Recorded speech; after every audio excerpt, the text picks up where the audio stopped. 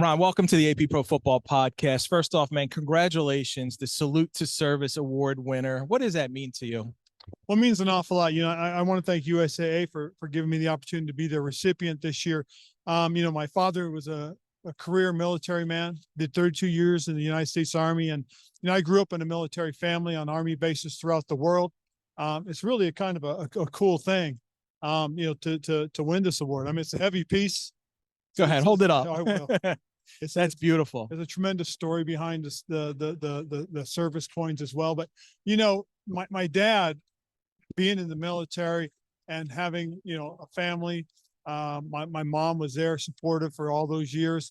I grew up on Army bases, and my education in life was based on that because we traveled the United States, we traveled the world, being a military family, and just knowing and seeing the commitment that these men and women make. We most certainly need to give back. And I feel that it is a duty of ours to do that because I've learned so much from, being an Army brat. Tell me a little bit, Ron, from growing up in that military household, what are some of the biggest life lessons that gave you? Probably the biggest one is hard work, first and foremost. I mean, as a family unit, your best friends, your first teammates are your family members. I tell people my best two coaches I've ever had were mom and dad.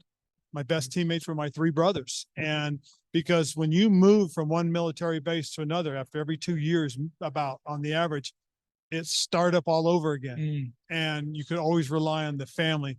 You always worked hard for everything you got. Discipline was very important. Accountability, doing your job, doing your duty, and paying homage to those that have given the ultimate sacrifice as well. Because growing up military, you see it, and so there's a very fond amount of respect for it. These are all characteristics of coaching. It's almost like you were destined to be a coach growing up in that kind of environment, the discipline. Do you find yourself coaching differently today's player as opposed to maybe when you first started a decade or so ago? Oh, most certainly you do. There was an old school way initially. I played for Mike Ditka. And so I understood a lot of the things and lessons that we learned from Coach. And I've carried a lot of those lessons with me. But what I've learned, though, is I've had to adapt to today's athlete because of their circumstances are so much different from when I played. Okay. We both deal with the media, but they also deal with social media, which is a little bit different. And because of that, because of this being an instant society where, younger people expect things to happen now, you've got to understand how to deal and work with it. And it's hard once there's a narrative written about you to kind of change that perception, right? Yep. And we know a lot of players who have to go through that. Andy Reid is here coaching, yes, again in the Super Bowl. You were on his staff way back in when he first started in Philadelphia. Could you have imagined then? It's a quarter century for Andy Reid. Yes. He's still having success, still coaching. What did you see in him back then in 99, 2000? Well, getting started in 1999 with Andy on his original staff was a tremendous learning experience. You learned so much from Coach. And again, he's got a certain way about him and understanding of people, if you ask me, more so than anything else. And I think that's why he's been able to do the things that he's been able to do, have the success he's had. He's a tremendous person, first and foremost. And because of that, just being a good person, he does things the way they should be done, the right way. From a personal standpoint, with your team this year, you guys had some success early on, midway, disappointing finish. What do you take from it? How do you carry that over in what's become a very strong division, Ron? Well, that's first and foremost. We are in a very strong division. We understand just how difficult it is, how competitive it is. But if you look at what we went through and how we did things, you've seen growth. For the first time, I really felt like we took the steps that we needed to put ourselves in position. We got into position late in the season. Unfortunately, down the stretch, we missed that opportunity. The loss to Cleveland really just knocked us out of the playoffs.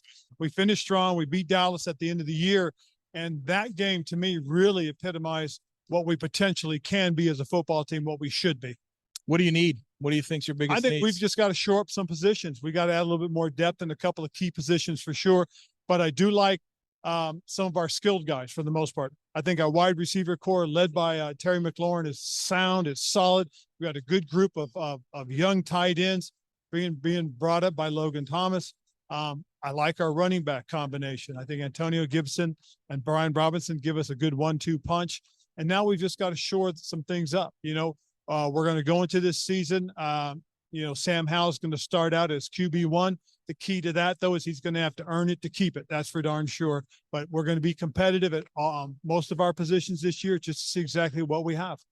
Ron, last one for you. You've had to battle a lot of adversity in your life. You're a cancer survivor. I know you've had that in your family. I just recently lost my dad to cancer. I'm sorry to hear that. Thank you, Ron. And it's been tough. It's been tough, but it's helped me, and I'm sure it's helped you. How much have you leaned on your faith in those difficult times? Well, first and foremost, you have to rely on something and someone and somebody, and faith is something that you can rely on, and you can just trust in it. You really have to trust in God that that there is a plan.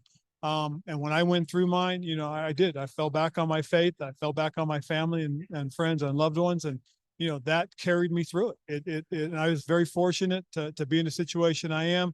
I'm in an organization that's a very caring organization. It really, truly is. I don't think people understand, the support that I got when I went through that. It was a tremendous thing for me. And I was really appreciative of the Snyder family being there for not just me, but for my family as well.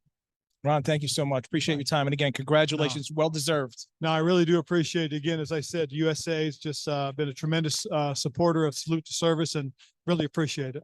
Thank you. Appreciate it, man.